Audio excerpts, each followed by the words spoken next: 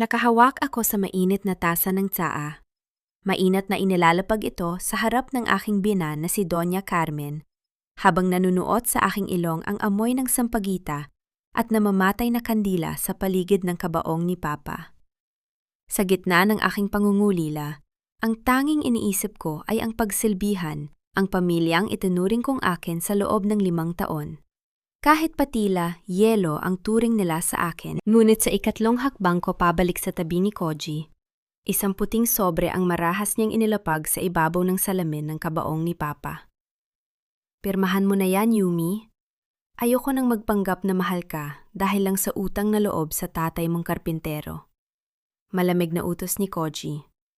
Ang lalaking ipinagluto ko at pinagsilbihan bago pa man sumikat ang araw sa bawat araw ng aming pagsasama. Tila tumigil ang pag-ikot ng mundo.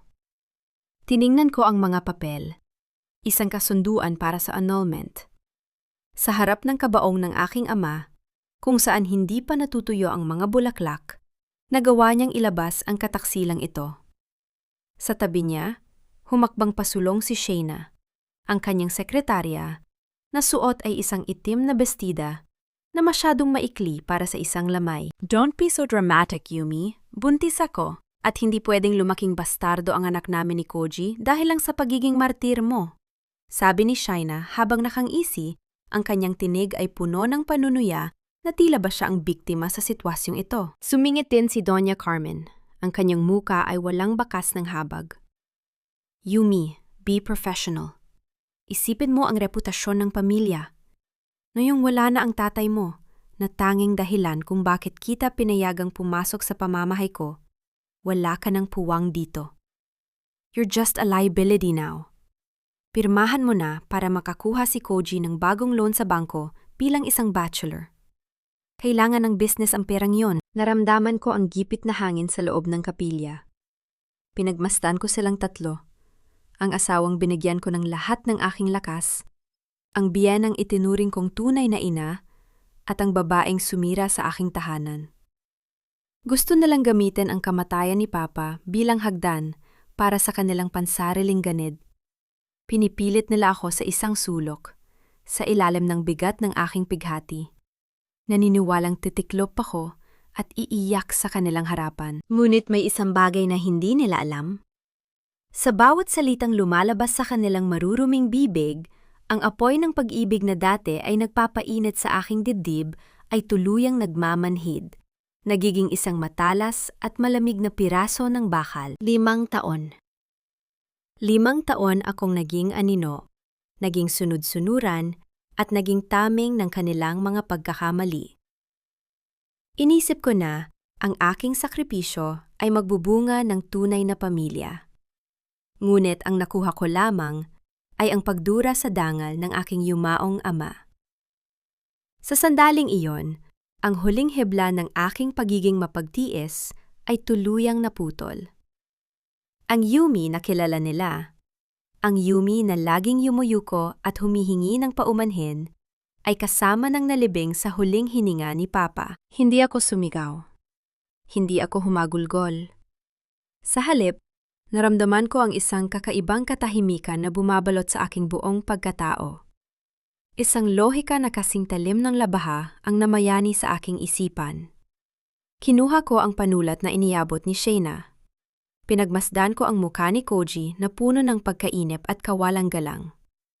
Sa isang mabilis at dinalas na galaw, nilagdaan ko ang bawat pahina ng dokumento. Walang panghinginig ang aking mga kamay. Ayan, sabi ko. Ang aking tinig ay kasing lamig ng simoy ng hangin sa hating gabi. Malaya ka na, Koji. Pero wag mong iisipin na ginawa ko ito dahil sa takot o dahil sa awa sa inyo. Nagulat si Koji sa aking bilis at kalmado. Inasahan niya marahil ang isang eksena, ang pagluhod ko sa kanyang paanan. Good. At least you know your place, Yumi. Na yung pirma na to, kailangan mo nang umalis sa bahay bukas pagkatapos ng libing. I'll let you keep your cheap clothes. Mumiti ako ng bahagya. Isang ngiti na hindi umabot sa aking mga mata. Huwag kang mag-alala. Walang kahit anong bagay sa bahay na yon ang gusto kong dalhin. Lahat ng nandoon ay amoy na bubulok na kataksilan. Humarap ako kay Doña Carmen. At para sa inyo, Ma, salamat. Salamat dahil sa araw na ito. Ipinakita ninyo sa akin na hindi lahat ng nagdarasal ay may kaluluwa. Tumalikod ako sa kanila at muling humarap sa kabaong ni Papa. Sa ilalim ng aking suot na itim na blusa, naramdaman ko ang bigat ng isang susi. Ang susing iniwan sa akin ni Attorney Leandro, ilang oras bago magsimula ang lamay. Isang lihim na regalo mula kay Papa na magpapabago sa lahat. Dinukot ko ang aking cellphone sa bulsa habang sila ay abala sa pag-inspeksyon sa aking pirma. Mabilis kong tinipon ang isang mensahe para kay Attorney Leandro. Handa na ang lahat. Iproseso mo na ang paglilipat ng lahat ng asset ng Roberto Construction. Ipasara mo ang lahat ng credit cards na nakapangalan sa akin, ngunit ginagamit ni Koji. At ang building sa Makati na gustong-gusto niyang rentahan para sa bago niyang kumpanya, siguraduhin mong malalaman niya bukas kung sino ang tunay na may-ari nito. Pagkapindot ko ng send, tiningnan ko ang orasan. Ito ang unang gabi ng aking bagong buhay. Isang buhay kung saan hindi na ako ang biktima, kundi ang bagyong wawasak sa lahat ng kanilang pinaghirapan. Inayos ko ang aking tayo at tumingin ng diretso kay Koji. Bago ko malimutan, Koji, ang itim na kahon na nasa ilalim ng kama ni Papa, huwag mo itong susubukang buksan nang wala ako. Dahil ang laman niyon ang magdidikta kung magkakaroon ka pa ng kinabukasan pagkatapos ng gabing ito. Nanlaki ang mga mata ni Koji. Ang sakim na kislap ay agad na rumesponde sa aking sinabi. Anong kahon? May itinatago pa ba ang matandang yon? Hindi ko siya sinagot. Lumakad ako palabas ng kapilya nang may matikas na hakbang. Iniiwan silang 3 na puno ng pagtataka at kasabikan sa yaman na akala nila ay mapapasa kanila. Hindi nila alam, ang kahon na yon ay hindi naglalaman ng ginto, kundi ng mga selyadong ebidensya na magbabaon sa kanila sa impyerno ng kahihiyan. Lumabas ako ng kapilya, habang ang malamig na hangin ng madaling araw ay humahalik sa aking balap. Ang bawat hakbang ko sa semento ay tila may kasamang bigat ng isang desisyong hindi na mababawi pa. Hindi ako lumingon sa likod, kahit alam kong ang mga mata ni na Koji at Shayna ay nakabaon sa aking likuran, puno ng mapanghusgang kislap. Naglakad ako patungo sa madilim na bahagi ng paradahan, kung saan nakatigil ang isang itim na sasakyang tila nilamon na ng kadiliman. Bumukas ang pinto nito bago pa man ako makalapit, at isang lalaking nakasuit ang lumabas. Si Attorney Leandro. Sa ilalim ng liwanag ng buwan, ang kanyang mga mata ay kasing talim ng mga dokumentong hawak niya. Pumasok ka, Yumi. Hindi ligtas dito para sa mga usapang magpapabagsak ng isang kumpanya. Paanyaya niya sa isang boses na baretono at walang bahid ng emosyon. Umupo ako sa loob ng sasakyan.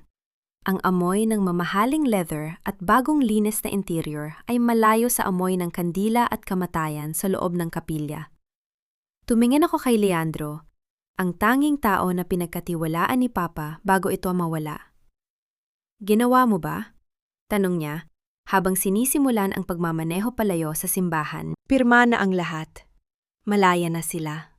O yun ang akala nila. Sagot ko habang nakatingin sa labas ng bintana. Ang mga ilaw ng kalsada ay tila mga guhit ng apoy sa aking paningin. Inabot ni Leandro ang isang maliit na pilos na kahon. Nang buksan ko ito, isang gintong susi na may ukit na letrang R ang tumambad sa akin. Hindi lang basta karpintero ang tatay mo, Yumi.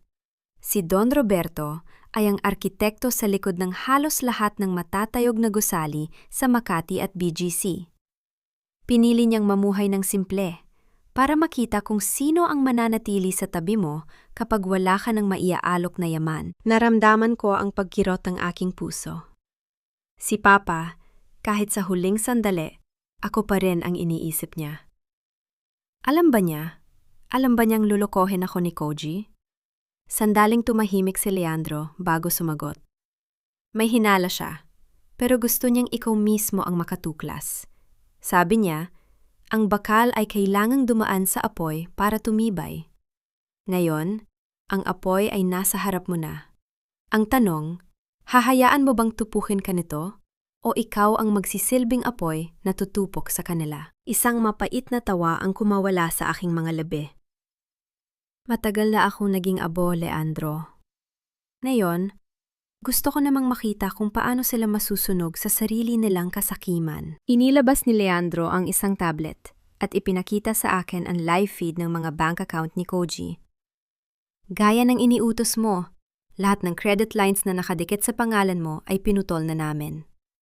Ang loan na inaasahan niya para sa bago niyang kumpanya, hindi yun maaprubahan dahil ang building na gagamitin niyang collateral ay nakapangalan na sa iyo. Good. Hayaan nating isipin niya na hawak pa rin niya ang alas, sabi ko habang mahigpit na hinahawakan ang gintong susi. Huminto ang sasakyan sa tapat ng isang mansyon na tila nakatago sa gitna ng kagubatan sa loob ng isang eksklusibong subdivision. Ang bahay ni Papa, ang tunay na bahay.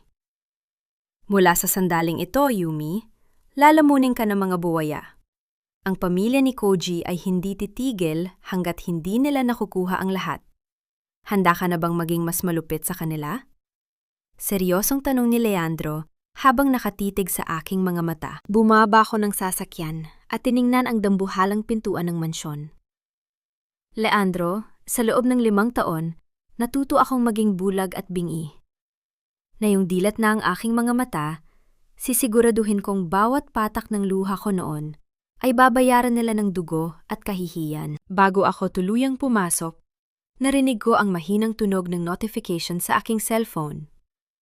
Isang video message mula sa security camera ng aming lumang bahay.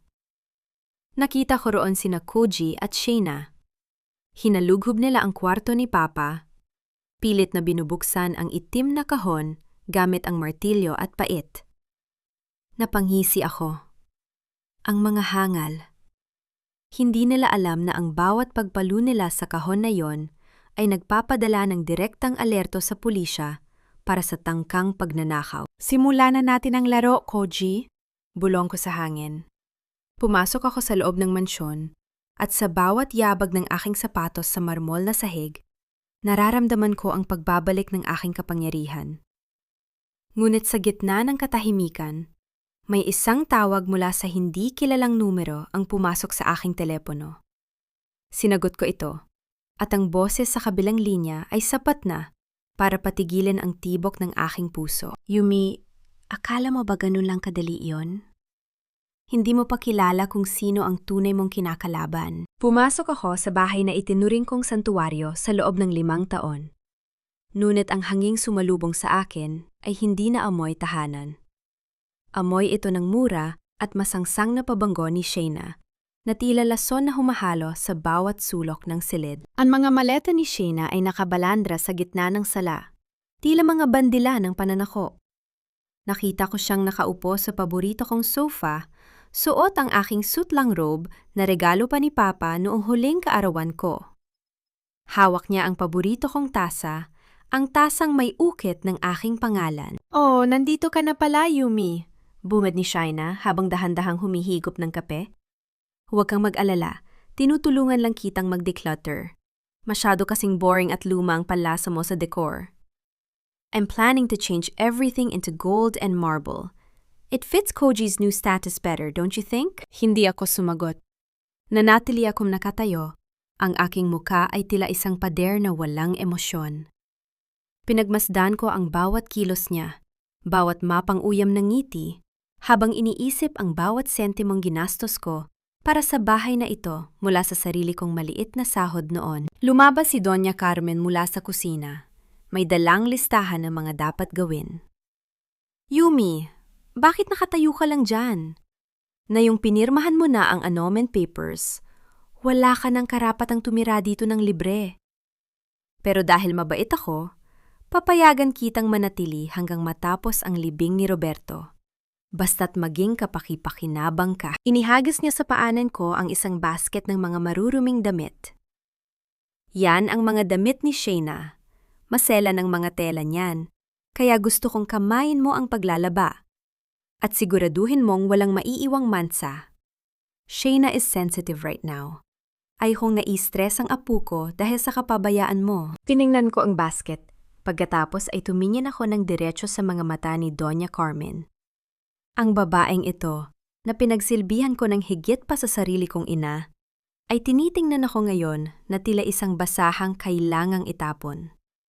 Ang kanyang pagiging matapobre ay lumabas ng walang preno dahil akala niya ay wala na akong kakampi. Ano pang hinihintay mo? Kumilos ka na! Sigaw ni Doña Carmen. Koji is out meeting investors. Pagbalik niya, gusto kong malinis na ang buong bahay. You should be grateful na hindi ka namin pinalayas agad sa kalsada.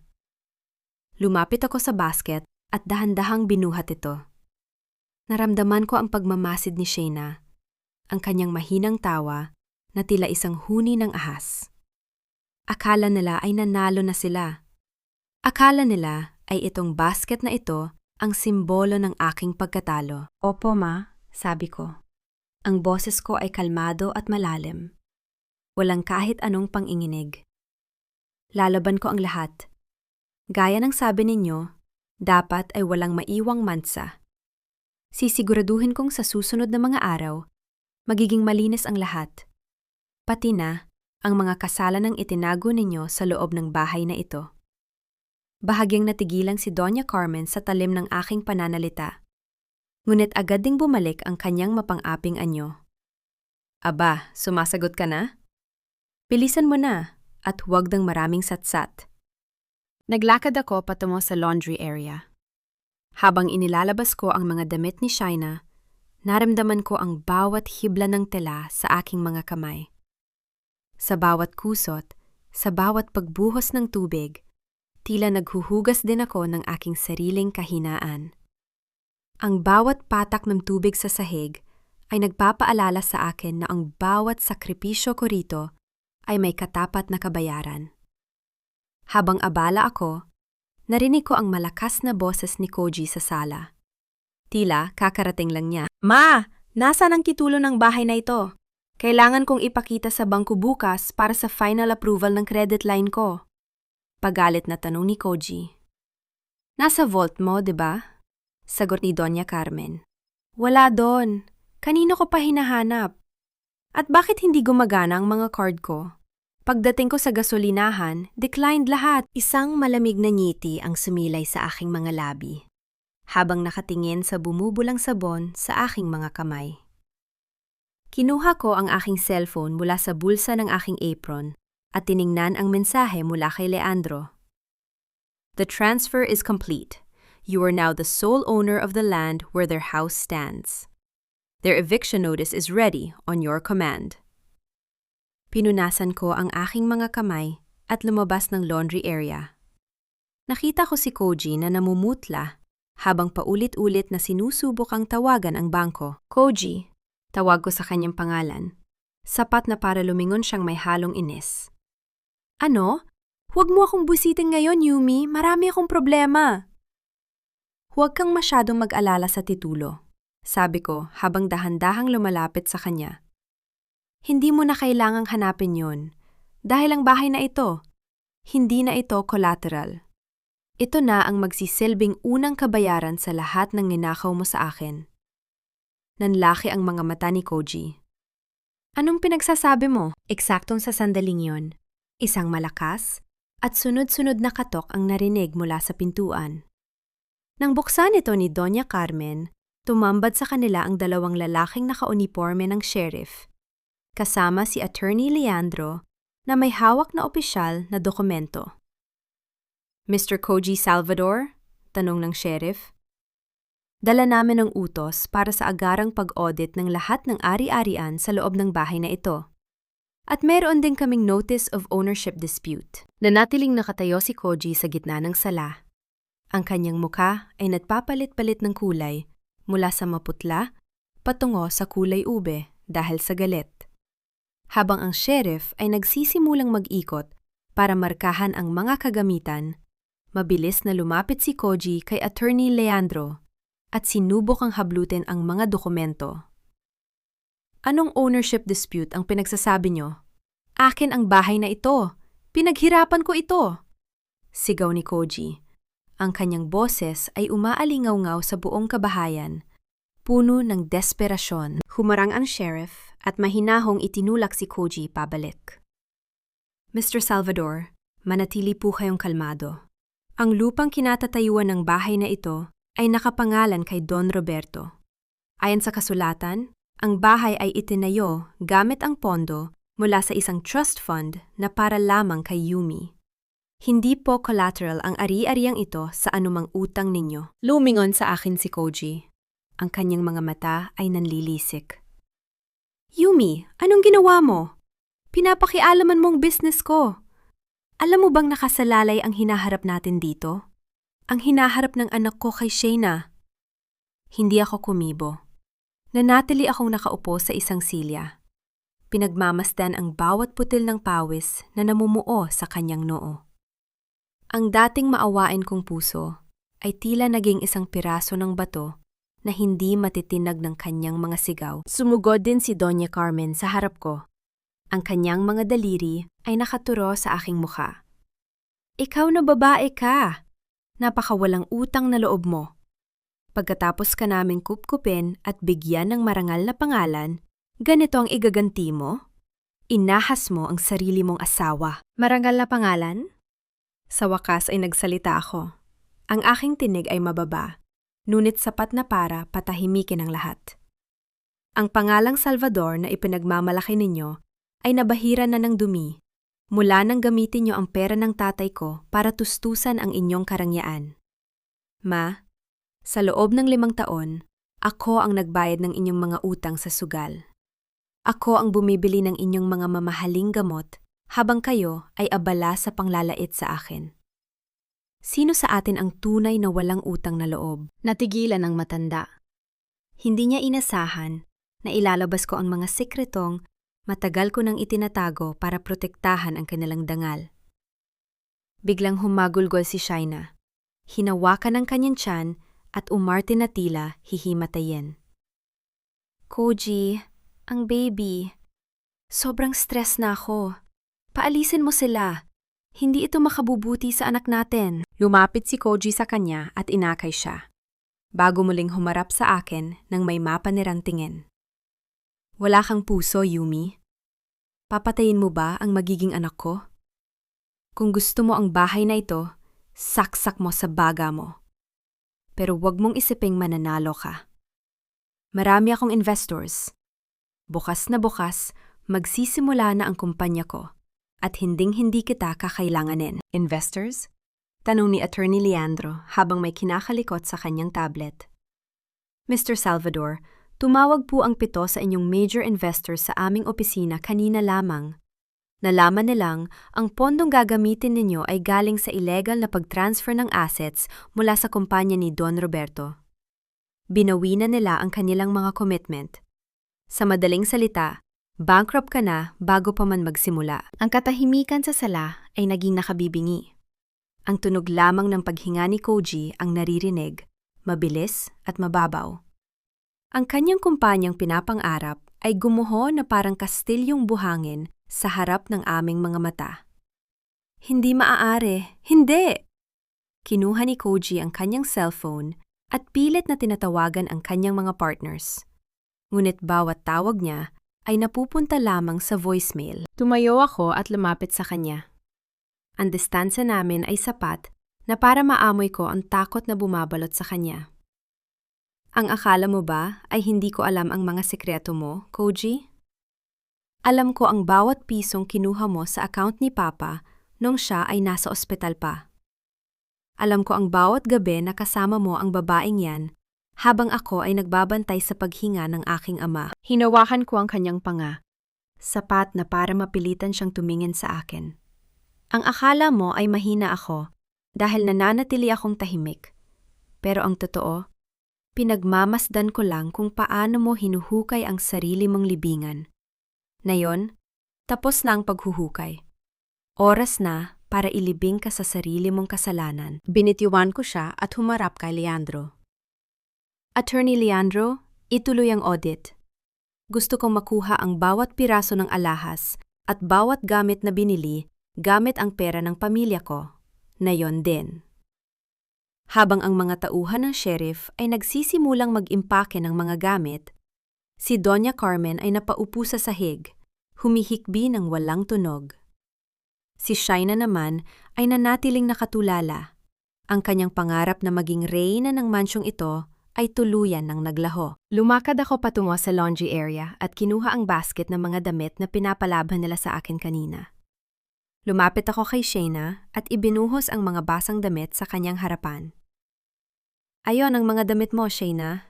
Gaya ng sabi ni Mama, masela ng mga tela niyan.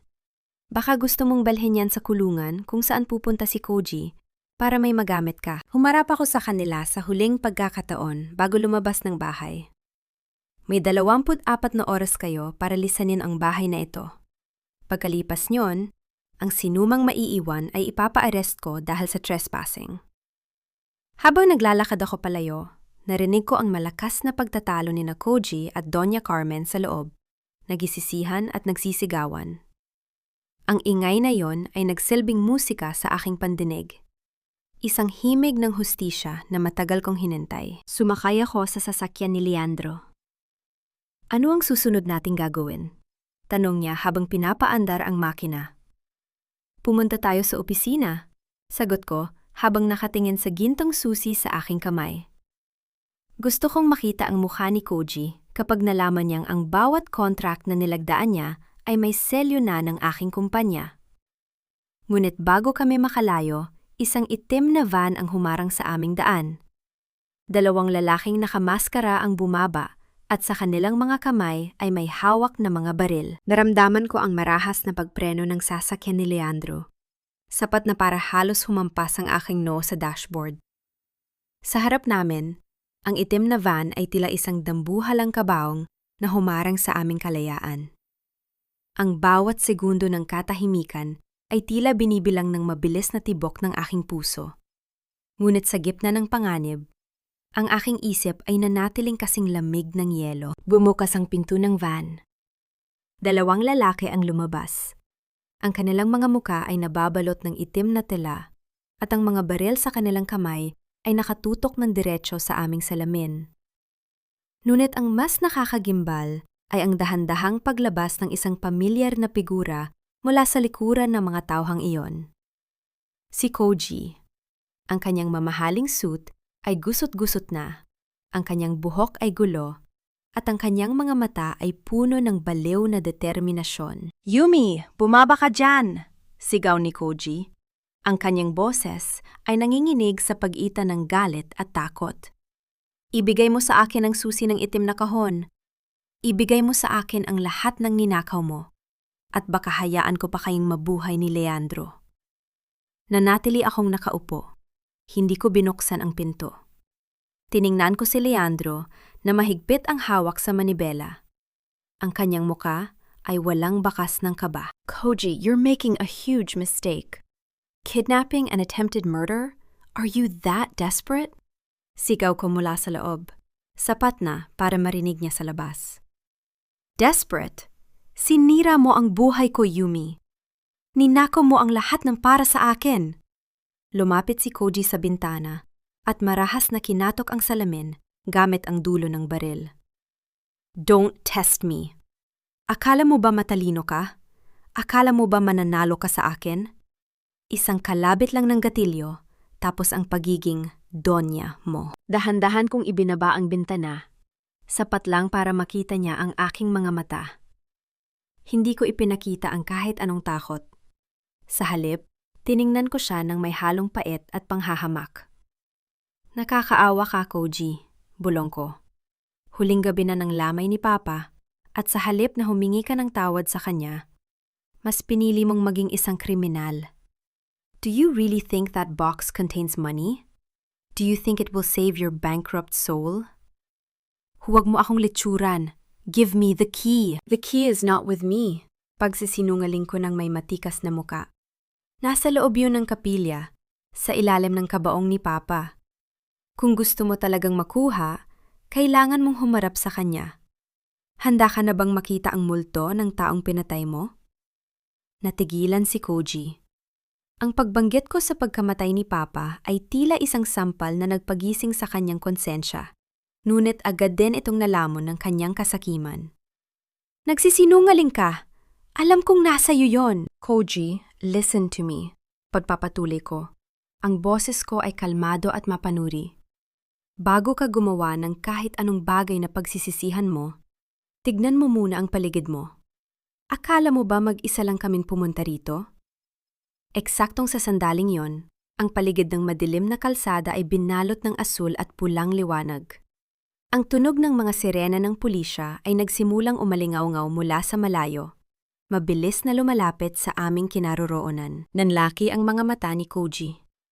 Lumingon siya sa kanyang mga tauhan na nagsisimula na magpanik. Ano yun? Bakit may pulis? Attorney Leandro didn't just come for an audit, Koji. Muli akong ngumiti. Ang ngiting tila isang hatol ng kamatayan para sa kanya. Bawat sasakyang ginagamit ko ay may GPS at live audio stream sa opisina ng mga otoridad. Narinig nila ang bawat banta mo. Narinig nila ang pag-amin mo na gusto mo kaming patayin. Hayop ka, Yumi! Traidor ka! Sigaw ni Koji habang sinusubukang bumalik sa van. Hindi ako ang traidor, Koji. Ako lang ang nagsilbing salamin para makita mo kung gaano ka kadumi. Sabi ko habang dahan-dahang isinasara ang bintana. Bago pa man sila makasakay sa van, hinarangan na sila ng 3 patrol car.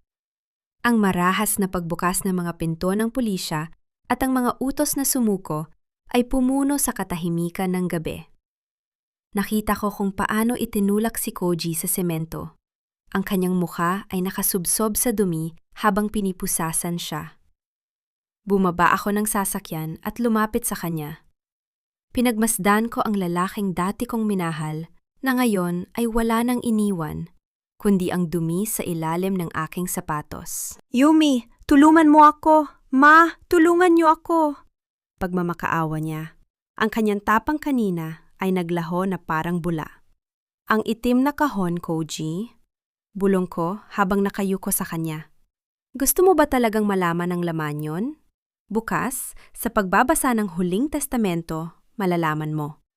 Pero sisiguraduhin ko na pakikinggan mo yon sa loob ng malamig na rehas. Tinalikuran ko siya at hindi na muling lumingon.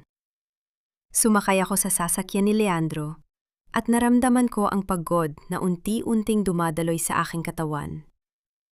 Ngunit sa likod niyon, may isang masarap na pakiramdam ng tagumpay. Ayos ka lang ba, Yumi? Tanong ni Leandro. Ayos lang ako, sagot ko. Pero kailangan nating maghanda. Dahil alam kong hindi lang si Koji ang may planong masama.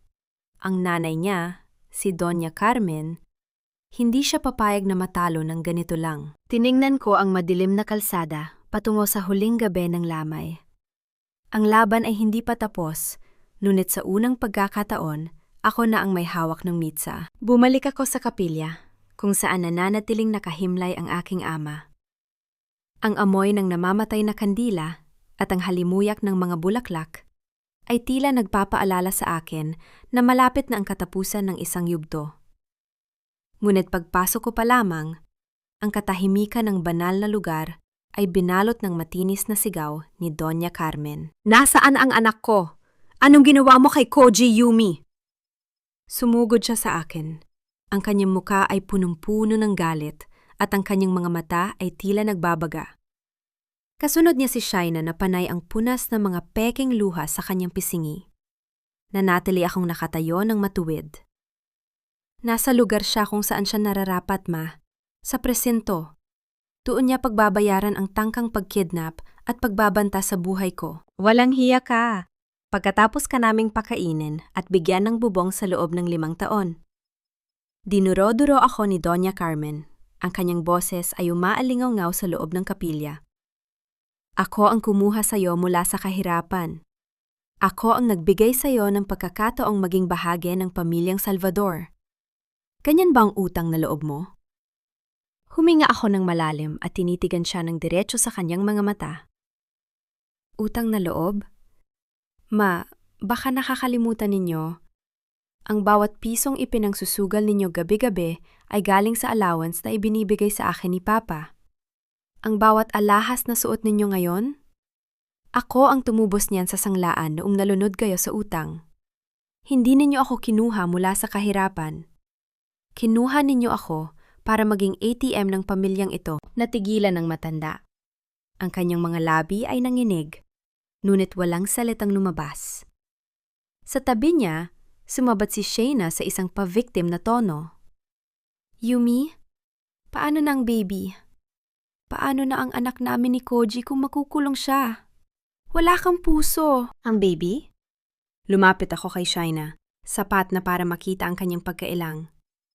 Shayna, huwag tayong maglokohan. Alam kong galing ka sa doktor kahapon, at alam ko rin na ang ultrasound na ipinakita mo kay Koji ay peke. Sabihin mo sa akin, hanggang kailan mo balak panindigan ang kasinungalingang yan? Namutla si Shayna. Ang kanyang mga kamay ay dahan-dahang bumitaw sa kanyang tiyan. Ang katahimikan ay naging mabigat, tila isang haton na hindi nila matatakasan. Naglakad ako patungo sa altar, kung saan nakapatong ang itim na kahon ni Papa. Ang simpleng kahon na ito, na gawa sa bakal, ay tila naging sentro ng mundo para sa kanila.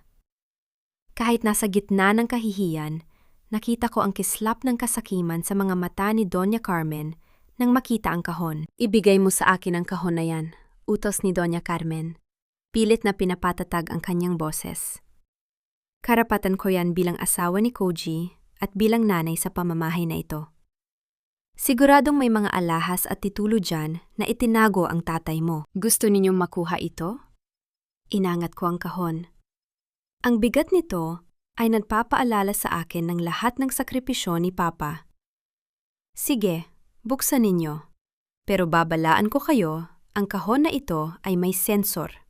Kapag binuksan ito ng maling tao o sa maling paraan, lahat ng dokumento sa loob ay masisira.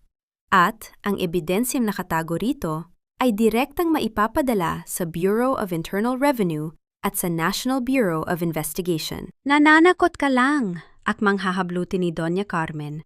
Ang kahon ang biglang tumunog ang aking cellphone. Isang alerto mula sa security system ng opisina ni Koji. May isang taong pilit na pumasok sa kanyang private vault. Tiningnan ko si Shayna na unti-unting umaatras patungo sa pinto. Mukhang may kasabot ka pang iba, Shayna, malamig kong sabi. Sinong inutusan mong magnakaw sa opisina ni Koji?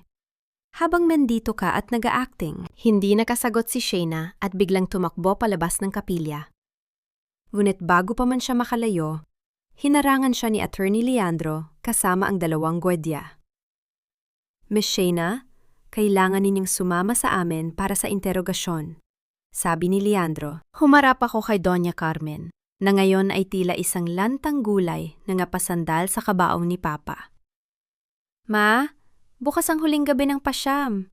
Bukas din babasahin ang huling testamento ni Papa sa harap ng lahat ng kamag-anak at business partners. Doon ninyo malalaman ang totoong laman ng kahon na ito. Lumapit ako sa kanya at bumulong sa kanyang tenga. At doon nyo rin malalaman na ang mansyong tinitirhan ninyo ay hindi kailanman naging inyo. Ihanda nyo na ang mga gamit ninyo, dahil bukas na bukas, matitikman ninyo ang hirap na palagi ninyong ipinamumuha sa akin. Iniwan ko siyang tulala at lumabas ng kapilya kasama si Leandro. Habang naglilakad kami sa ilalim ng liwanag ng buwan, naramdaman ko ang gintong susi sa aking bulsa. Handa na ba ang lahat para bukas, Leandro? Tanong ko. Lahat ay nasa posisyon na, Yumi. Pero may isang bagay kang kailangang malaman. Sagot ni Leandro habang may ipinapakitang dokumento sa akin. Ang tatay mo, hindi lang siya nag-iwan ng yaman. May isang lihim siyang itinago tungkol sa tunay mong pagkatao. Isang lihim na nakatago sa loob mismo ng itim na kahon. Huminto ang tibok ng aking puso. Anong ibig mong sabihin? Hindi ka lang basta anak ng isang karpintero, Yumi. Ikaw ang nawawalang tagapagmana ng isa sa pinakamakapangyarihang pamilya sa Asia. At ang pamilyang Salvador? Ginamit ka lang nila para makuha ang koneksyong iyon. Tumingin ako sa malawak na salamin ng master bedroom sa mansyon ni Papa. Ang babaeng nakatingin sa akin ay hindi na ang Yumi na namumutla ang mga labi, at laging nakayuko ang mga balikat. Sa tulong ng mga stylists na ipinatawag ni Leandro, ang aking mahabang buhok ay maingat na inayos. At ang aking suot na itim na power suit na yari sa pinakamahal na sutla ay tila isang baluti ng isang reyna. Ang ganda ay isang sandata, Yumi. Bulong ko sa aking sarili habang pinagmamasda ng aking mga mata na ngayon ay puno ng apoy at determinasyon. At ngayong gabi, sisiguraduhin kong bawat isa sa kanila ay masusugatan sa ganda ng aking paghihigante. Pumasok si Attorney Leandro sa silid. May hawak siyang isang itim na folder at isang maliit na device. Ang kanyang tingin ay sandaling natigilan nang makita ang aking pagbabago. Ngunit agad din siyang bumalik sa kanyang pagiging propesyonal. Handa na ang lahat para sa huling gabi ng pasiyam, Yumi, sabi niya. Ang mga pinakamalalaking pangalan sa industriya ng real estate, pati na ang mga kamag-anak ng mga Salvador na dati ay humahamak sa'yo, ay kumpirmadong darating. Akala nila ay makakakuha sila ng balato mula sa yaman ng iyong ama. Hayaan natin silang mag-akala, sagot ko habang isinusuot ang aking mamahaling relo. Ang bawat ngiti nila ay magiging mapait na alaala mamaya. Kamusta ang kalagayan ni Koji sa presento? Gaya ng inaasahan, nagwawala siya. Sinubukan niyang gamitin ang pangalan ng tatay mo para makalabas. Pero nang malaman ng mga pulis na siya ang pangunahing suspect sa tangkang pagpatay sa iyo, lalo siyang nabaon, ulat ni Leandro. Si Shayna naman ay nagsisimula ng kumanta. Inamin niya ang lahat ng plano ni Koji na ubusin ang pera ni Don Roberto. Good. Pero hindi sapat ang kulungan para sa kanila, Leandro.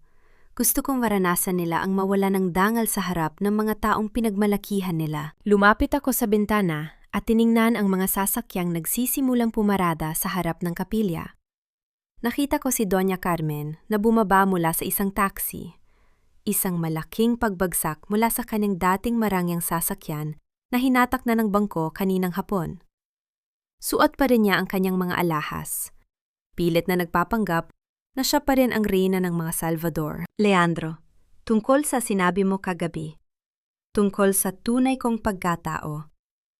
Hinarap ko siya ng may seryosong mukha. Gaano katotoo ang impormasong iyon? Inabot ni Leandro ang folder sa akin. Ayon sa mga dokumentong itinago ni Don Roberto, hindi ka lang basta ampon o anak sa labas. Ikaw ang kaisa-isang apo ni Chairman Kang mula sa Singapore. Ang nanay mo ay tumakas kasama ang iyong ama dahil sa bawal na pag-ibig. Ang tatay mo, si Don Roberto, ay hindi lang basta arkitekto. Siya ang itinalagang tagapagbantay mo mula sa malayo. Naramdaman ko ang paghinto ng mundo. Ang lahat ng hirap, ang lahat ng panglalait na naranasan ko sa kamay ng mga Salvador dahil sa pagiging anak mahirap ko ay isa lamang malaking kabalintunaan. Ako pala ang dapat na kinatatakutan nila. Chairman Kang, bulong ko. Ang pangalang yon ay sapat na para yanigin ang buong ekonomiya ng Asia. Alam ba niya? Hahanapin ka niya, Yumi.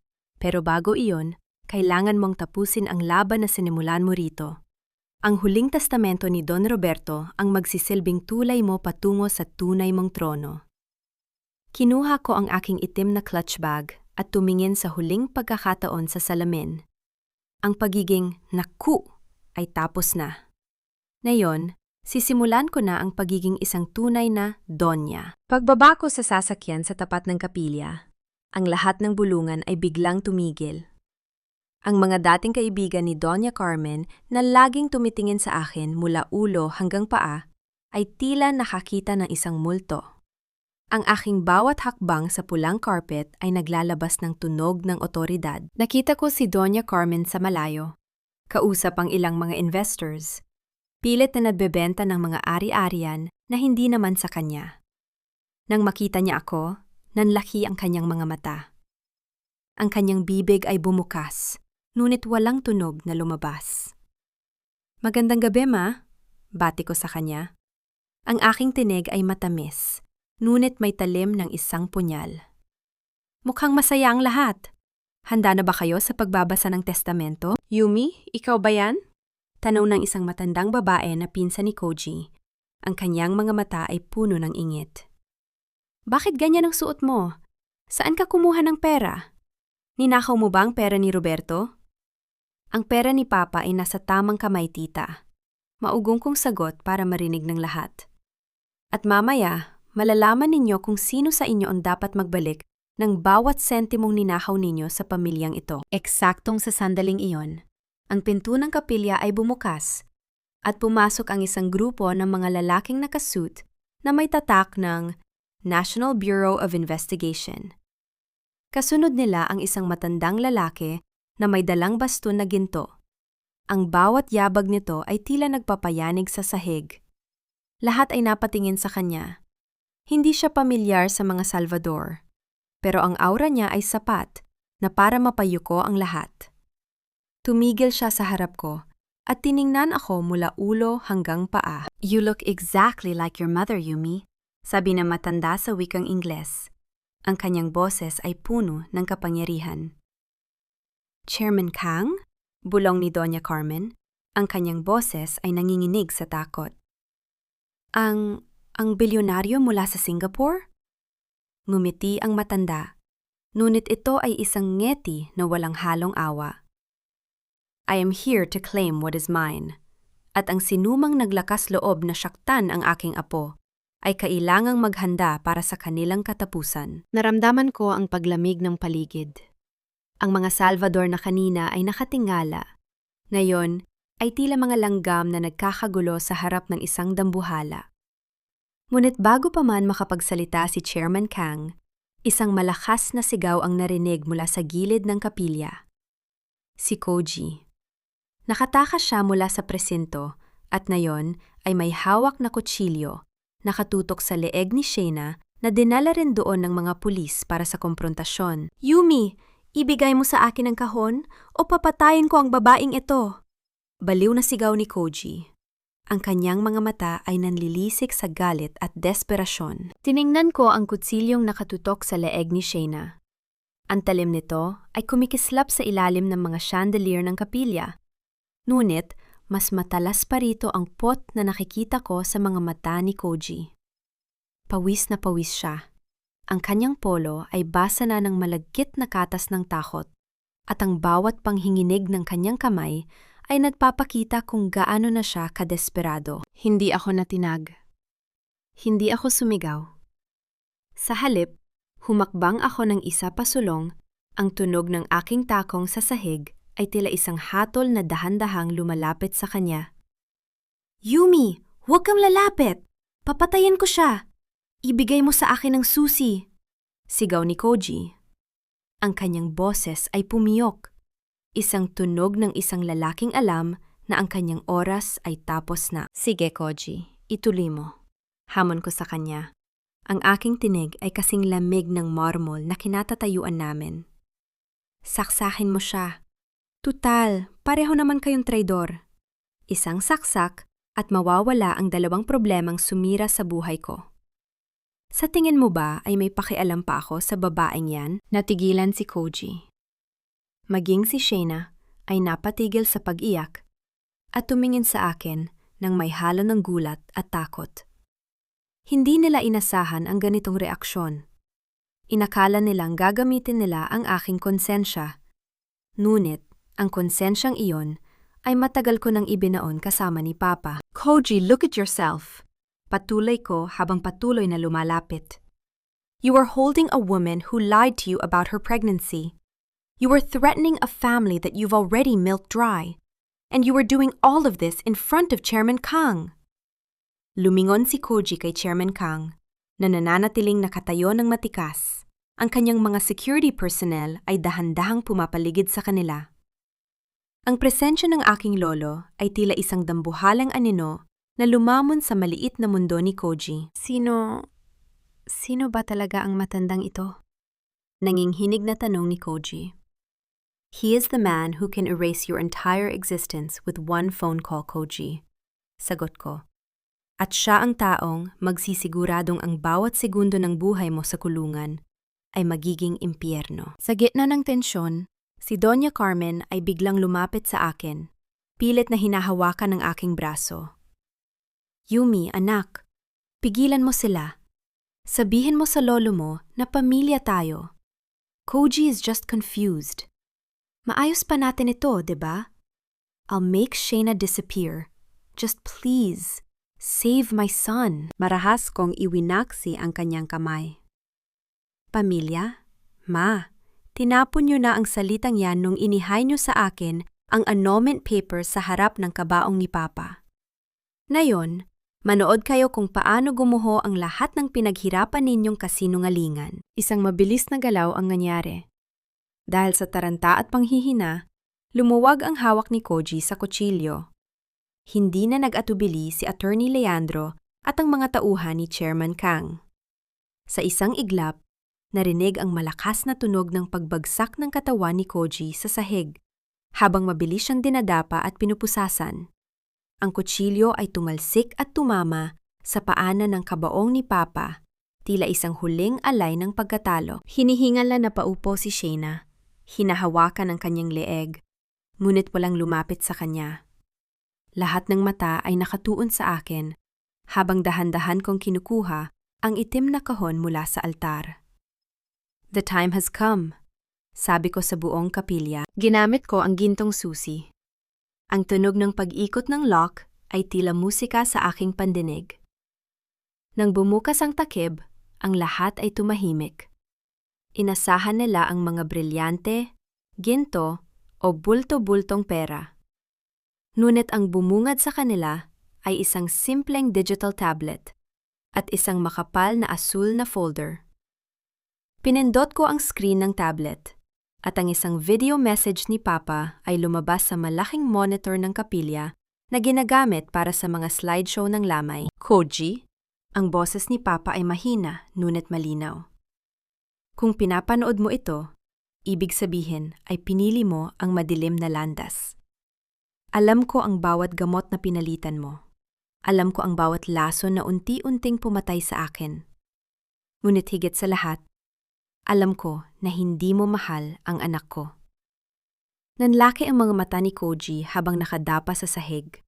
Ang pag-amin ni Papa sa video ay ang huling pako sa kanyang kabaong. Ang lahat ng kumpanyang kinuha mo, lahat ng assets na akala mo ay sayo, ay nakapangalan na sa isang trust fund na tanging si Yumi lamang ang may hawak.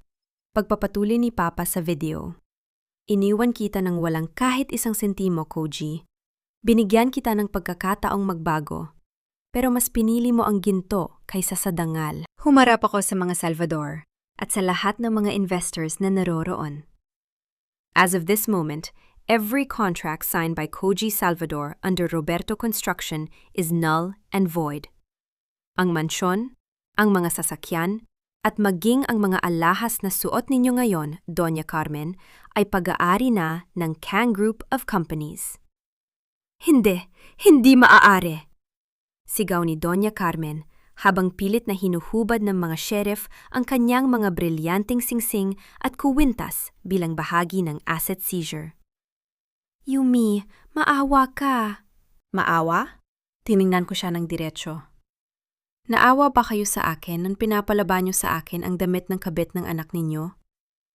Naawa ba kayo kay Papa nung hinayaan niyo siyang mamatay ng dahan-dahan? Humarap ako kay Chairman Kang. Lolo, I am ready to go home.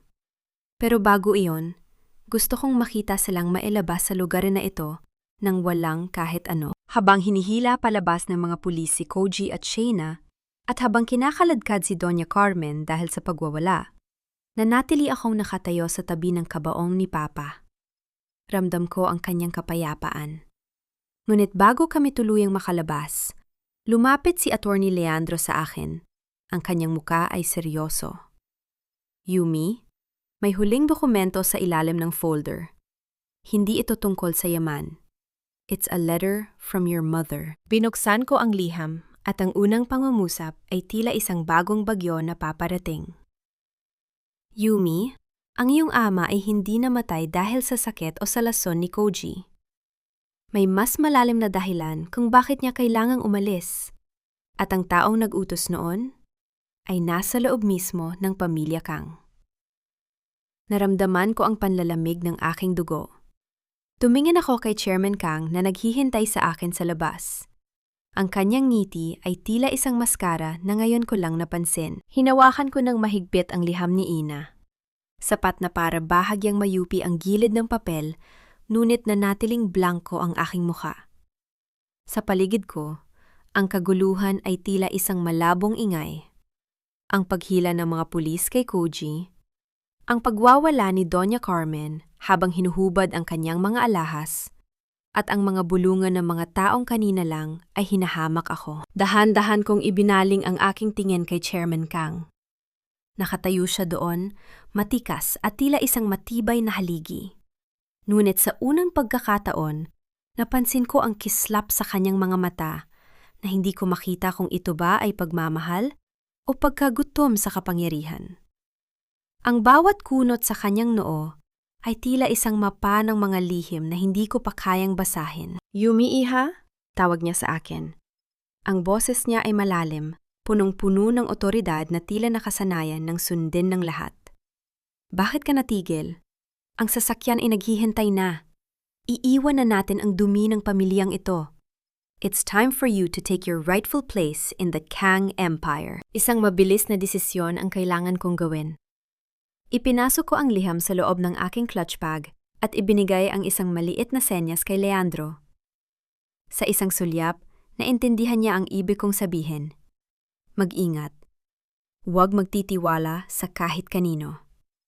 "Kaming lolo," sagot ko. Ang aking tinig ay matamis at walang bakas ng pagdududa. Gusto ko lang magpaalam ng maayos kay Papa. Humakbang ako patungo sa kabaong ni Papa. Sa gitna ng katahimikan, naramdaman ko ang lamig ng salamin habang idinidikit ko ang aking mga daliri rito.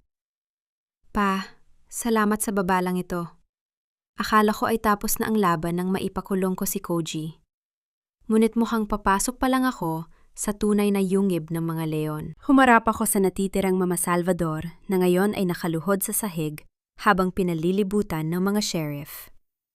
Si Doña Carmen ay humahagulgol.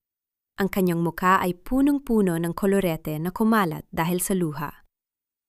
"Yumi! Maawa ka! Saan kami pupunta?" Sigaw ni Doña Carmen, pilit na humahawak sa laylayan ng aking suit. Tiningnan ko siya mula ulo hanggang paa. Ang aking tingin ay walang bahid ng awa, tanging pagkamuhi na pinatigas ng maraming taon ng pang-aabuso. Gaya ng sabi ninyo noon, Ma, be professional. Ang business ay business. Ang lahat ng kinuha ninyo ay kailangan ninyong ibalik. At ang pananatili ninyo sa bahay na yon ay tapos na sa gabing ito. "Hayop ka! Wala kang puso!" Sigaw ni Koji habang isinasakay siya sa patrol car sa labas. Ang kanyang boses ay umaalingaw-ngaw sa buong kapilya. "Wala nga, Koji. Kinuha niyo na ang puso ko. Kaya huwag kayong magtaka kung bakit wala kayong makuhang habag sa akin ngayon." Huling sabi ko bago ako tumalikod. Naglakad ako palabas ng kapilya kasabay ni Chairman Kang. Ang bawat hakbang ko sa labas ay tila isang paglaya. Ngunit sa bawat yabag ng sapatos ni Lolo sa tabi ko, nararamdaman ko ang isang bagong uri ng tanikala. Sumakay kami sa isang dambuhalang sasakyang kulay pilak. Sa loob, ang hangin ay kasing lamig ng isang morgue. Inabutan ako ni Chairman Kang ng isang baso ng champagne. "To the future of the Kang Group and to my only granddaughter," bati niya. Ang tunog ng pagdampi ng aming mga baso ay tila isang babala. "To the truth, Lolo," sagot ko, habang diretsong nakatingin sa kanyang mga mata. Dahil sa huli, ang katotohanan ang palaging mananaig, hindi ba? Bahagyang natigilan ang matanda. Ang kanyang baso ay sandaling huminto sa hangin bago siya tumawa ng mahina. "You are definitely a Kang, direct and sharp. I like that." Habang bumibiyahe ang sasakyan, binuksan ko ang aking tablet at tiningnan ang mga files na ipinadala ni Leandro. Isang listahan ng mga partners ng Kang Group sa Pilipinas. At doon, sa gitna ng mga pangalan, nakita ko ang isang pamilyar na pirma. Isang pirma na hindi dapat nandoon. Ang pirma ng aking ama, si Don Roberto.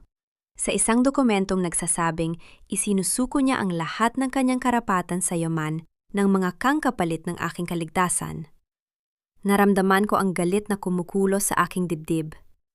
Pinilit ni Papa na mamuhay kami ng mahirap hindi dahil sa gusto niya, kundi dahil tinakot siya ng sarili niyang pamilya. Ang taong nasa tabi ko ngayon ay ang mismong taong nagpahirap sa aking ama. Biglang bumagal ang sasakyan at huminto sa gitna ng isang tulay. Tumingin ako sa labas at nakita ko ang dalawang itim na SUV na humarang sa aming harapan. Lolo, may problema ba? Tanong ko. Wala, Hiya. Gusto ko lang siguraduhin na naiintindihan mo ang bagong papel mo, sabi ni Chairman Kang habang dahan-dahang ibinibaba ang bintana. Ang liham na hawak mo, ibigay mo sa akin, Yumi. Huwag na nating pahabain pa ang usapang ito. Naramdaman ko ang paglamig ng paligid. Ang aking lolo ay hindi lang pala isang kakampi. Siya ang huling boss na kailangan kong pabagsakin. Ang liham? Ngumiti ako. Isang matalim at mapanganib na ngiti. Wala na sa akin yon, Lolo. Ipinadala ko na ang digital copy niyon sa bawat major news outlet sa Singapore at Pilipinas. Kapag hindi ako nakarating sa hotel, sa loob ng 30 minuto, ang buong mundo ay malalaman kung paano mo pinatay ang sarili mong anak. Nanlaki ang mga mata ni Chairman Kang. Ang kanyang pagiging kalmado ay biglang naglaho, napalitan ng isang anyo na tila isang halimaw na nasugatan. Ang katahimikan sa loob ng sasakyan ay naging kasing bigat ng dambuhalang tulay na aming kinalalagyan. Ang tanging maririnig ay ang mahinang pag-ugong ng aircon at ang mabilis na paghinga ni Chairman Kang. Ang kanyang mga kamay na kanina ay kampanteng humahawak sa baso ng champagne ay nanginginig na ngayon sa pagitan ng galit at pagkagulat. You are bluffing, Yumi, bulong ni Chairman Kang. Ang kanyang boses ay tila isang tuyong dahon na nadudurog. Hindi mo magagawang sirain ang pangalang Kang. Iyan ang tanging bagay na magbibigay sa iyo ng kapangyarihan. You need me. Ngumiti ako ng bahagya, isang matigas at walang emosyong ngiti. Kailangan? Lolo, sa loob ng 5 taon, natuto akong mabuhay sa ilalim ng pang-aabuso ng mga Salvador nang wala kayo. Natuto akong ilibing ang aking ama ng mag-isa. Ang pangalang Kang ay wala ng halaga sa akin kung ang bawat letra nito ay nabahira ng dugo ni Papa. Dahan-dahan kong iniharap sa kanya ang screen ng aking tablet. Isang countdown timer ang tumatakbo. 10 minuto na lang. The email is scheduled, Lolo. Ang bawat ebidensya ng iyong pagmamanipula sa Roberto Construction, ang mga banta mo kay Papa, at ang mga illegal na offshore accounts na ginamit mo para itago ang yaman ni Ina, lahat yan ay magiging headline bukas. Subukan mo akong saktan at sisiguraduhin kong sa kulungan ka na magdiriwang ng iyong susunod na kaarawan. Hayop ka! Sigaw ni Chairman Kang habang pilit na inaabot ang aking leeg. Binigyan kita ng pagkakataon. I gave you the world. Ngunit bago pa man niya ako mahawakan, narinig ang malakas na pagbukas ng pinto ng sasakyan mula sa labas. Ang marahas na pagpasok ng sariwang hangin ay tila isang hudyat. Si Attorney Leandro, kasama ang 3 lalaking nakauniporme ng National Bureau of Investigation, ay nakatayo na doon. Chairman Kang, kailangan ninyong bumaba ng sasakyan, utos ni Leandro.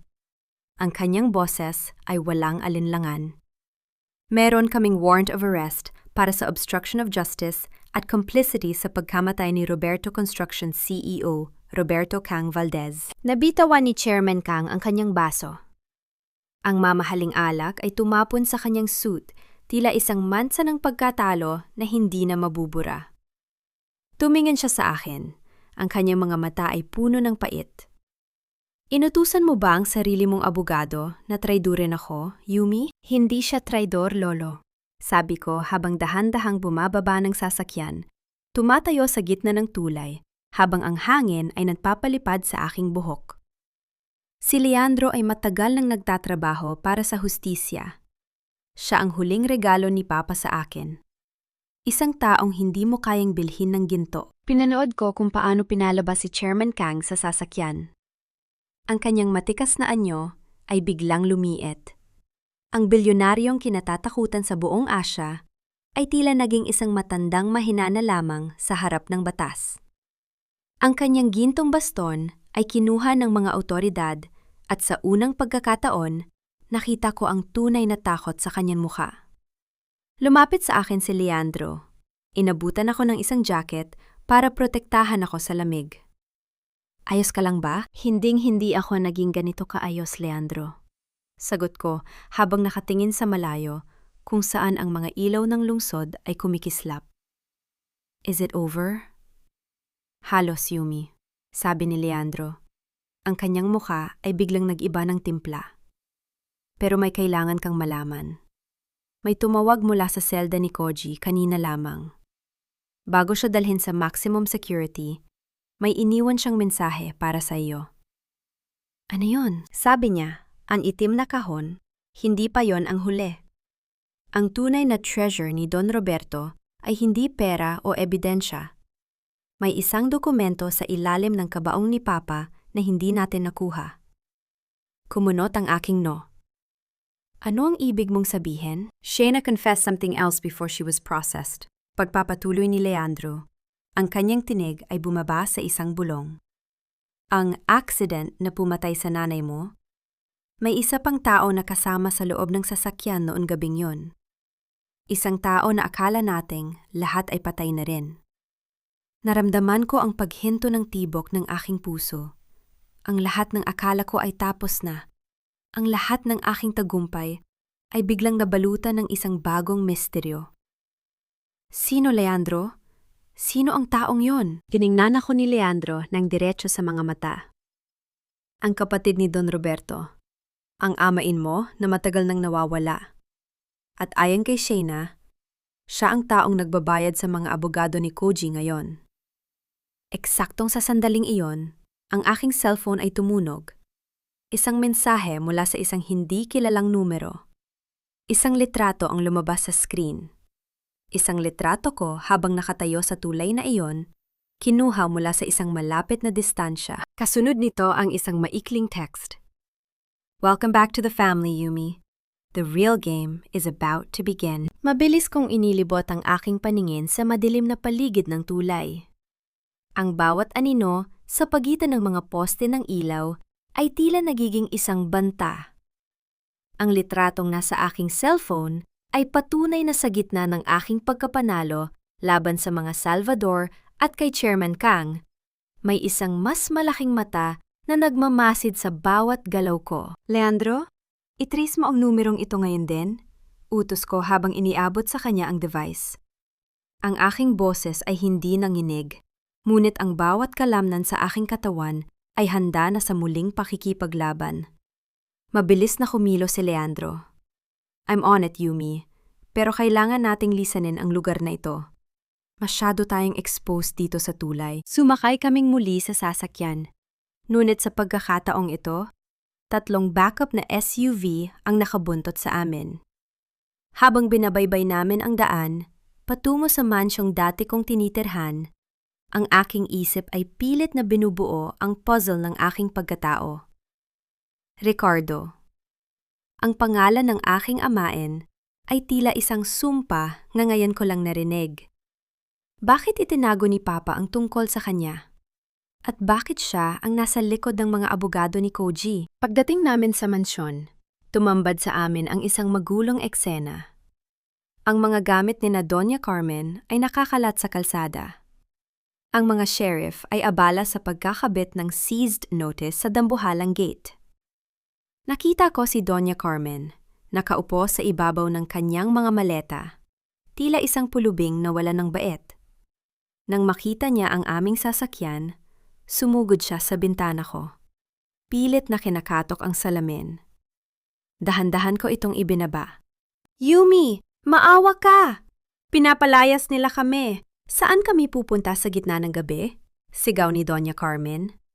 Ang kanyang muka ay puno ng dumi at ang kanyang mamahaling bestida ay may punit na sa balikat. Sa lugar na kasing dilim ng budi ninyo, ma, sagot ko. Wala na akong maramdamang kahit anong pait. Tanging pagod na lamang sa kanilang presensya. Ibinigay ko sa inyo ang bawat pagkakataon para maging pamilya. Pero mas pinili ninyong maging mga linta. Ngayon, ang bawat sentimong kinuha ninyo ay dadaan sa audit. Wala kayong madadala kahit isang hibla ng tela na hindi ninyo binayaran. Wala kang utang na loob! Pinakain kita! At ang perang ipinambili ninyo ng pagkain ay galing sa pawis ni Papa. Huling sabi ko, bago ko muling itaas ang bintana. Sheriff, ituloy ang paglilinis. Ayokong may matirang bakas ng mga Salvador sa loob ng bahay na ito pagdating ng umaga. Pumasok ako sa loob ng mansyon. Sa gitna ng sala, nakita ko si Shaina na nakapustura pa rin. Tila umaasang may magliligtas sa kanya. Ngunit nang makita niya ang mga pulis na kasama ko, ang kanyang balikat ay tuluyang bumagsak. Yumi, please. Sasabihin ko ang lahat. Pagmamakaawa ni Shaina. Hindi lang si Koji ang may kasalanan. May isang lalaking pumupunta sa opisina ni Koji gabi-gabi. Siya ang nagbibigay ng mga dokumento tungkol sa yaman ni Don Roberto. Tinatawag siyang The Ghost. Ricardo, bulong ko. Nasaan siya? Hindi ko alam. Pero may iniwan siyang sulat para sa'yo sa loob ng vault ni Koji. Sabi niya, mababasa mo lang yon kapag bagsak na ang lahat. Nanginginig na sabi ni Shaina. Mabilis kaming nagtungo sa secret vault sa library. Gamit ang master override code na ibinigay ni Leandro, bumukas ang makapal na pinto ng bakal. Sa loob, sa gitna ng mga empty folders, may isang itim na sobre. Pinuksan ko ito at binasa ang nilalaman. Ang bawat salita ay tila isang patalim na bumabaon sa aking alaala. Yumi, ang akala mo ba ay tagumpay na ang makuha ang yaman ng mga kang? Ang yaman na yan ay may kaakibat na sumpa. Ang tatay mo ay hindi namatay dahil sa lason ni Koji. Pinatay siya ng katotohanan. Ang katotohanang ikaw ang susi para mabuksan ang bilyong-bilyong halaga ng nakatagong ginto ng pamilya Kang sa labas ng bansa. Ngayong wala na si Roberto at ang matandang Kang, ako na ang kukuha sa'yo. Naramdaman ko ang paglamig ng aking batok. Tumingin ako sa paligid ng library at doon ko napansin ang isang maliit na pulang ilaw sa sulok ng kisame. Isang camera. Leandro, lumabas tayo dito. Mayon na! Sigaw ko. Ngunit bago pa man kami makahakbang, ang lahat ng ilaw sa mansyon ay biglang namatay. Ang katahimikan ay binalot ng tunog ng mabilis na paglock ng lahat ng mga pinto at bintana. Ang digital system ng bahay ay nahack. Mula sa mga speaker ng mansyon, isang boses ng lalaki ang umalingaw-ngaw, isang boses na may halong pamilyar na tono ng aking ama, ngunit puno ng kasamaan. Welcome home, Yumi. Huwag kang mag-alala. Hindi kita sasaktan. Hanggat hindi mo ibinibigay sa akin ang biometrics ng iyong mga mata para sa huling access ng trust fund. Si Leandro, hindi na siya makakatulong sa iyo. Nilingon ko si Leandro at nakita ko siyang dahan-dahang natutumba sa sahig. Isang maliit na dart ang nakabaon sa kanyang leeg. Leandro! Sigaw ko habang sinasalo ang kanyang katawan. Nanatili akong mag-isa sa dilim. Pinalilibutan ng mga pader ng mansyong akala ko ay aking kaligtasan. Ngunit na yon ay naging isang marangyang kulungan. Ang aking puso ay tumitibok ng mabilis, ngunit ang aking isip ay nagsisimula ng bumuo ng isang bagong plano. Ricardo, sabi ko sa kadiliman, ang aking tinig ay matatag at walang bakas ng takot. Kung akala mo ay mahina ako gaya ni Papa, nagkakamali ka. Masunog man ang bahay na ito, hinding-hindi mo makukuha ang gusto mo. Dinukot ko ang isang maliit na lighter mula sa aking bulsa. Ang lighter na laging dala ni Papa. Sinindihan ko ito, at ang maliit na apoy ay nagbigay ng liwanag sa aking muka. Simulan na natin ang huling laro, bulong ko. Hawak ko ang maliit na apoy ng lighter ni Papa. Ang tanging liwanag sa gitna ng madilim at tila humihingang mansyon. Hindi ako nanginginig. Sa bawat tibok ng aking puso, nararamdaman ko ang malamig na lohika na dumadaloy sa aking mga ugat. Si Ricardo, Ang amain kong nagtatago sa likod ng mga speaker ay naniniwalang isa lamang akong biktima na nakulong sa kanyang sariling bahay. Ngunit nagkakamali siya. Ang bahay na ito ay hindi lamang semento at bakal. Ito ang huling blueprint ni Papa. At ako ang kanyang kaisa-isang tagapagmana. Yumi, Hiha, huwag mo nang pahirapan ang sarili mo. Ang boses ni Ricardo ay puno ng mapanuyang lambing. Isang sulyap lang sa scanner at matatapos na ang lahat. Ibibigay ko sa iyo ang kalayaan mo at ang kalahati ng yaman ni Chairman Kang. Isipin mo, you can finally live the life you deserve. Malayo sa dumi ng mga Salvador. Ang buhay na deserve ko, Ricardo? Sigaw ko, habang dahan-dahang kinakapa ang ilalim ng mahogany table sa library. Iyon ba ang buhay na walang ama? Ang buhay na puno ng kasinungalingan dahil sa inyong kasakiman? Nahanap ng aking mga daliri ang isang maliit na uket. Isang sikretong switch na tanging ang arkitekto at ang kanyang anak lamang ang nakakaalam.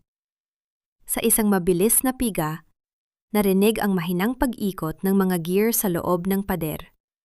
Hindi ito pintuan para makatakas.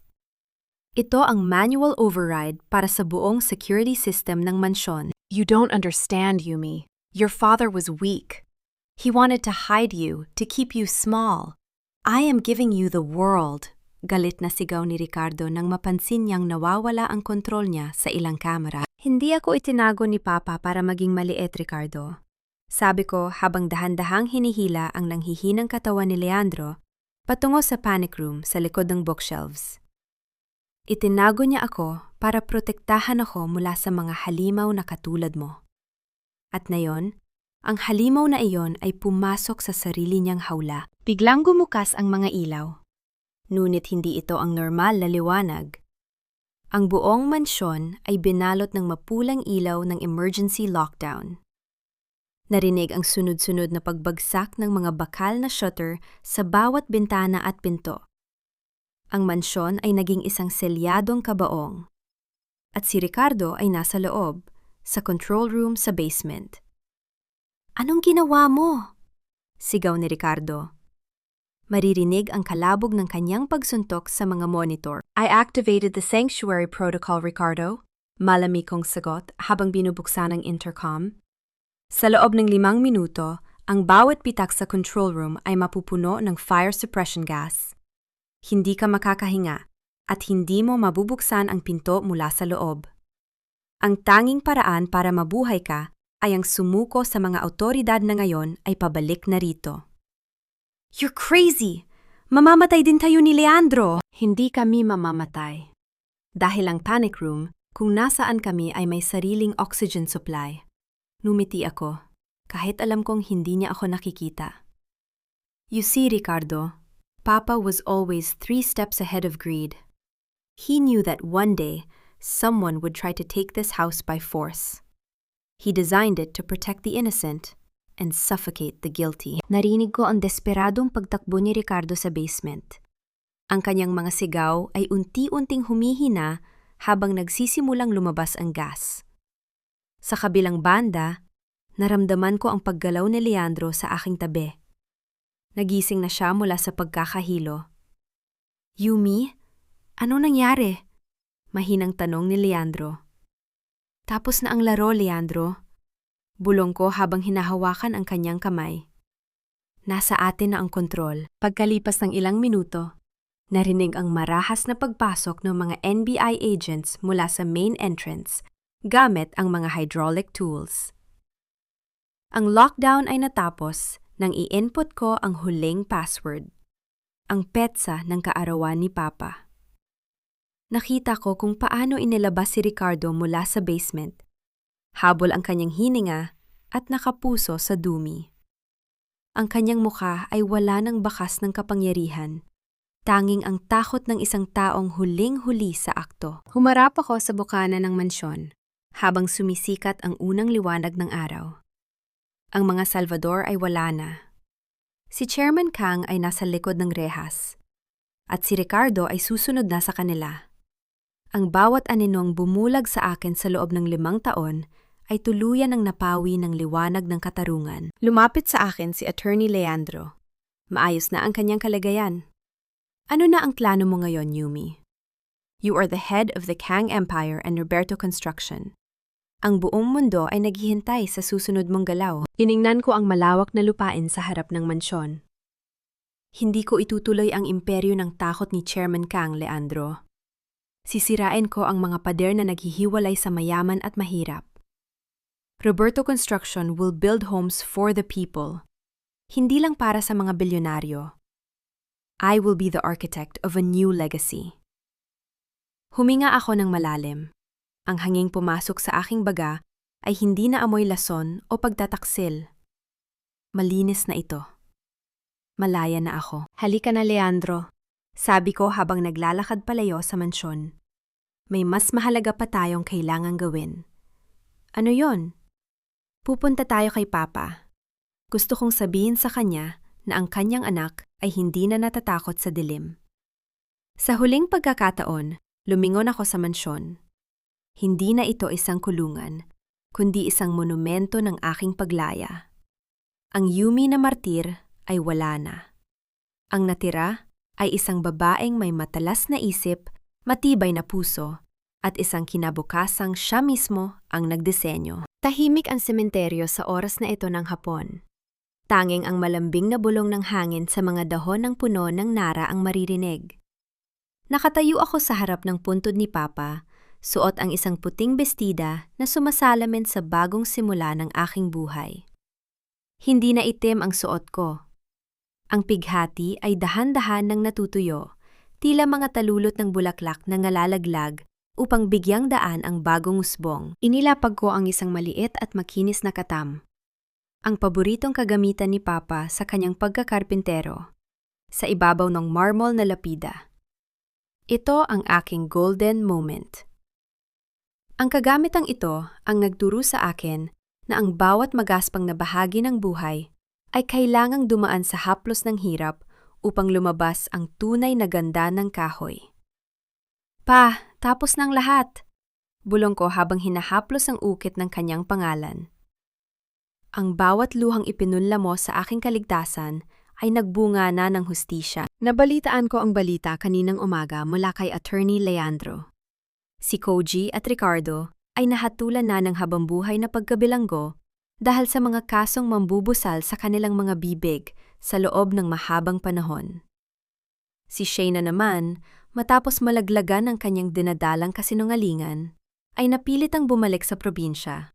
Baon ang kahihiyang hinding-hindi mabubura ng kahit anong kolorete. At si Doña Carmen? Ang dating reyna ng mga Salvador ay nakita raw na naninirahan sa isang maliit na dampa sa labas ng syudad, umaasa sa limos ng mga kamag-anak na dati ay hinahamak niya. Ang kanyang mga brilyante ay napalitan ng mga paltos sa kamay dahil sa paglalaban ng sarili niyang mga damit. Ang tadhana ay may kakaibang paraan ng pagpapalasap ng pait sa mga taong naging malupit. Yumi, narinig ko ang pamilyar na boses ni Leandro mula sa aking likuran. Nakatayo siya doon, bit-bit ang mga plano para sa itatayo naming Roberto's Village. Isang komunidad para sa mga manggagawawang katulad ni Papa. Hinihintay na tayo sa groundbreaking ceremony. Ang lahat ng mga bata sa shelter ay excited na ring makita ka. Numiti ako sa kanya. Salamat, Leandro. Salamat sa pananatili sa tabi ko kahit noong ako ay isang basag na salamin pa lamang. Hindi ka basag, Yumi. Tugon niya habang tinutulungan akong tumayo. Ikaw ang arkitekto ng sarili mong kaligayahan. At sa tingin ko, proud na proud ang papa mo sa disenyong ginawa mo para sa iyong kinabukasan. Habang naglalakad kami palayo sa sementeryo, hindi ko mapigil ang isipin ang 5 taon ng aking pagiging martir. Pinatawad ko na ba sila? Hindi. Ang patawad ay para sa mga taong humihingi nito ng may pagsisisi. At hindi ko kailangan ang kanilang healing para maging buo muli. Ngunit pinatawad ko na ang aking sarili. Pinatawad ko ang batang Yumi na naniwalang ang pag-ibig ay pagsasakripisyo hanggang sa maubos. Ang kapayapaang nararamdaman ko ngayon ay hindi nanggaling sa pagganti, kundi sa pagbawi ng aking halaga. Ang yaman ng mga kang ay isa lamang kasangkapan. Ang tunay kong imperyo ay ang aking danggal na hinding-hindi na muling may uyurakan ng kahit sino. Ang huling sulyap ko sa sementeryo ay punong-puno ng pag-asa. Wala ng takot, wala ng galit. Ang tanging naroon ay ang isang matatag na babaeng handang harapin ang anumang bagyo dahil alam ko na ang pundasyon ng aking pagkatao ay gawa sa pinakamatibay na uri ng pagmamahal. Ang pagmamahal sa sarili. Huminto ang sasakyan sa harap ng isang malawak na lupain kung saan itatayo ang bagong pangarap. Kinuha ko ang helmet na pang-construction at isinuot ito ng may taas no. Simulan na natin ang pagbuo, sabi ko sa hangin, habang ang araw ay sumisikat ng maliwanag sa silangan. Ang kwento ng biktima ay tapos na. Ito na ang simula ng kwento ng tagumpay.